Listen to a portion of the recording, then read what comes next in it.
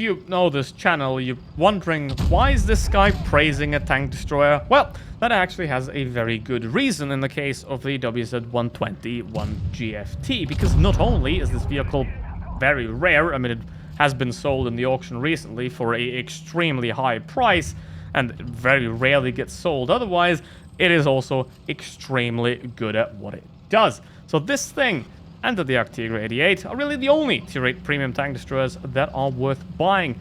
Now, why is that? And why do you probably not have it? Well, that one is very simply to answer, because Wargamer doesn't sell it a lot, weirdly, but it is a very strong vehicle. And to figure that out, let's have a look at the stats. 3000 DPM, 400 alpha damage, 0.32 accuracy, only 6 degrees of gun depression. That's terrible, but then again, it is a Chinese vehicle, so that's normal.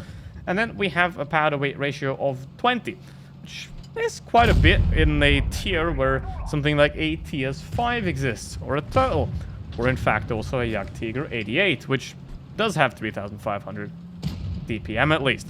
However, this vehicle has something that very few of the others do have. It has both mobility and very good armor at the same time, while still having 3000 DPM. So not only do you basically have 1000 DPM more than a majority of other Tier 8 vehicles, you also are able to keep up with the medium tanks, and you essentially have the armor of a decent heavy tank.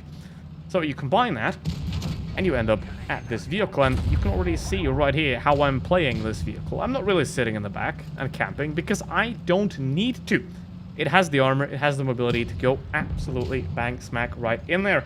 Because if you have something like a T-34-3 or a WZ-122 TM, you might want to cast those aside, ditch that turret, and invest in a better package in terms of your gun, because the gun of those vehicles are terrible. I mean, a T-34-3 has barely any penetration, has terrible DPM, where this vehicle is great at both of those two things.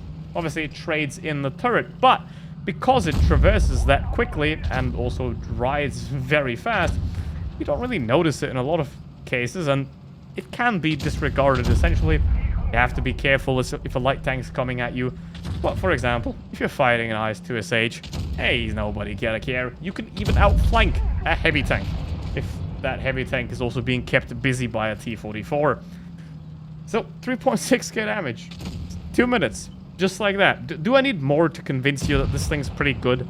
And if it ever gets into the shop for a proper price, then I mean somewhere around 7 to 8k gold, and you're not really that biggest of tank destroyer fan, but you sort of want to try one of the greatest, this is the tank destroyer that you might want to get, because it can do absolutely everything.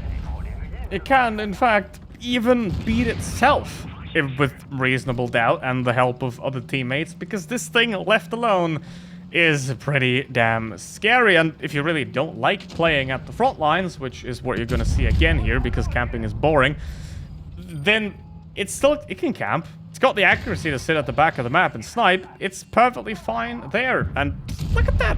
I don't have to bother. I don't have to care about anything, really. I can just peek out there, shoot him in the face, and there is nothing he can do about it, especially a Tier 8 medium tank, a lot of which have absolutely abysmal penetrations of 180 or even lower sometimes. And I can just simply go out and brawl with them now. One thing that you might not want to do is get too close to a vehicle, because then, because your upper plate is angled upwards, they can fire down into your upper plate, essentially making all the angled armor quite pointless.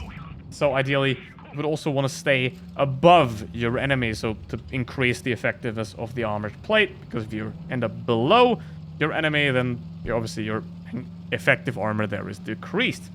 But once again, 2000 damage in basically a minute. Now, the enemy team was a great help here at being completely clueless, and even without a driver, I am moving faster than the majority of other Tier 8 tank destroyers.